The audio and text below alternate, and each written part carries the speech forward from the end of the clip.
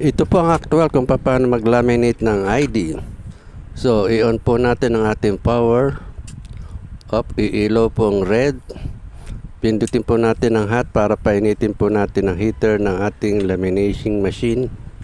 So, habang naghihintay po tayo, kailangan po umilaw yung kulay green para ready na tayo mag-laminate.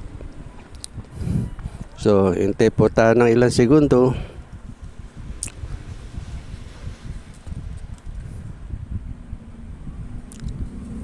Nag-prepare po tayo ng maliit na ID para pag uminit na po ang ating machine, pwede na po nating i-laminate.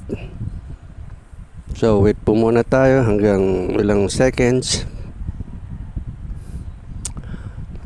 Kailangan po mainit po ang ating heater para maganda po ang ating pagkakalaminate.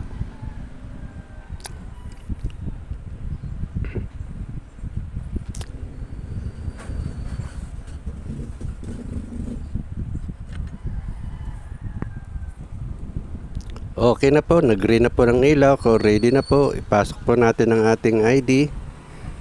Nilagyan po natin ng papel para maganda po ang pagkakalaminate.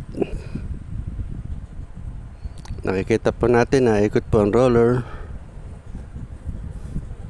So ulitin po natin ng isa pa para maganda ang pagkakalaminate. Ito po ang actual kung paano naglalaminate ng mga ID. Ang gamit ko po ay Oficom laminating machine. Paganda po ito pang negosyo para pang laminate ng mga ID. Ready na po ang ating ID. Okay, thanks for watching.